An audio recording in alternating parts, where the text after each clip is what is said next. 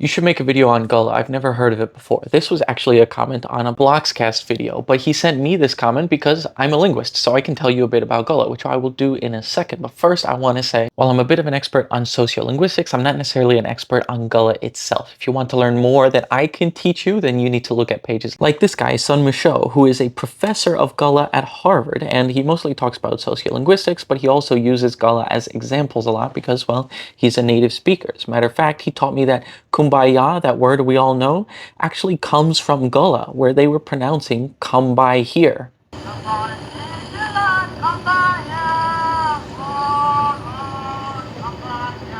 He does have a Gullah 101 playlist, although it doesn't have many videos and he hasn't added anything to it in many years, but his playlist on YouTube has a lot more content that you can check out. To tell you a bit about the language itself, it's spoken in the Gullah Geechee Cultural Heritage Corridor, which goes from North Carolina all the way down to Florida. It's a lot of islands on the Atlantic coast of the United States, as well as some of the inland areas. There is a Cultural Heritage Corridor website. This is what the homepage looks like, and the About section can teach you a bit more.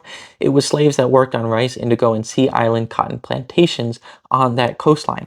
And because they had many different tribes, people from different parts of Africa with different African languages, as well as their exposure to the different languages of the slave owners and traders, they came up with this Creole language to communicate amongst each other. Now you might be thinking, is there a difference between Gullah and Geechee? While they're often referred to together, there are some differences. Gullah tends to be the northern part of the corridor, whereas Geechee tends to be the southern part of the corridor, but the differences can be a bit more nuanced, and this video will do a good job explaining some of those differences. And I'm going to finish this off by giving you an example of a native speaker speaking Gullah when she's reading part of the Gullah Bible. Master, master, we all go get drunk. Wake up, wake up. This then Jesus wake up. He stand in the bow of the boat. He hold him hand up so him buke the wind, and the wind stop blow. He look down in the water, and all the water going down. He tell him for stand still. That big wind stop blow just then, and the swelling water gone down. Everything calm right down. Well, them disciples them say, I wonder who this man here is.